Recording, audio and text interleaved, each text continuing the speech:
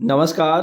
राजस्थान सरकार की ओर से बजट 2023-24 में राजस्थान सरकार के कर्मचारियों के लिए कुछ विशेष घोषणाएं की थी। उन घोषणाओं के साथ साथ एक पेंशन को लेकर भी एक महत्वपूर्ण घोषणा की गई है। आइए समझते हैं कि राजस्थान सरकार में कोई भी सरकारी कर्मचारी जब सेवानिवृत्त होता है तो उसके पेंशन का निर्धारण कैसे किया जाता है और 2023 के बाद में इसके नियमों में किस प्रकार से शिथिलता प्रदान की गई है, इसी को हम विस्तार में समझने का प्रयास करते हैं।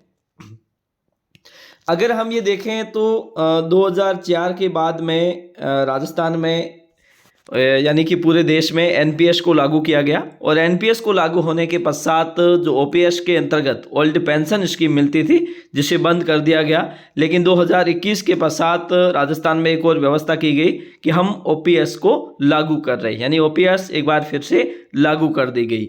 उसके बावजूद भी अगर देखें तो ओपीएस के अंतर्गत पेंशन दिए जाने का प्रावधान है, मिनिमम पेंशन दिए जाने का प्रावधान रहता है। लेकिन एनपीएस में इस प्रकार का कोई प्रावधान नहीं है, वो सारा का सारा शेयर मार्केट पर निर्भर करता है। लेकिन राजस्थान सरकार की ओर से अगर हम पिछला नियम देखें तो पिछले नियमों के अनुसार अगर कोई सरकारी कर्मचारी अपनी सेवा अवधि पूर्ण करने के पश्चात 60 वर्ष की सेवा के पश्चात सेवानिवृत्त होता है तो उसकी सेवा अवधि की गणना के आधार पर उसकी पेंशन का निर्धारण होता है।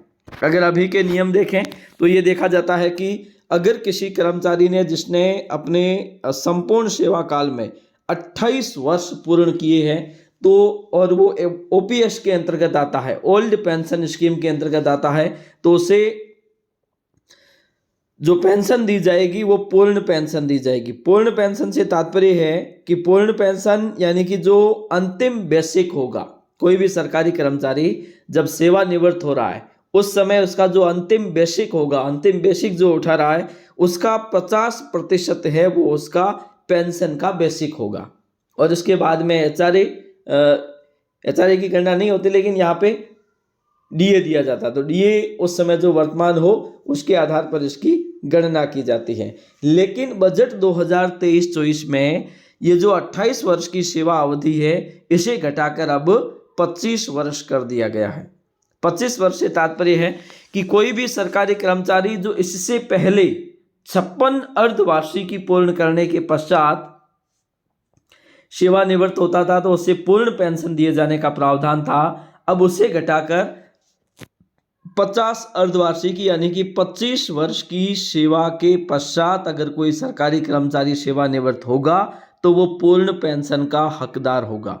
मतलब राजस्थान सरकार ने ओपीएस लागू होने के बाद में एक बहुत ही महत्वपूर्ण घोषणा, जिसे 3 साल का शिथिलन प्रदान करते हुए जो 28 वर्ष की सेवा थी जिसमें पूर्ण पेंशन दिए जाने का प्रावधान था, अब उसे घटाकर 25 वर्ष कर दिया गया है। जिसमें बजट में स्पष्ट रूप से घोषित किया गया है कि अब जो 2023 के पश्चात नियम लागू होंगे वो ये होंगे कि कोई भी सरकारी कर्मचारी 25 वर्ष से ज़्यादा उम्र के बाद में 25 वर्ष के सेवा काल के पश्चात कोई सेवानिवृत्त होगा तो उसे पूर्ण पेंशन दिए जाने का प्रावधान रहेगा।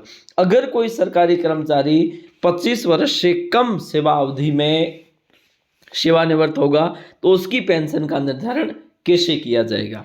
उसकी पेंशन का निर्धारण कैसे किया जाता है? सबसे पहले तो बेसिक, ठीक है, बेसिक बटे 2।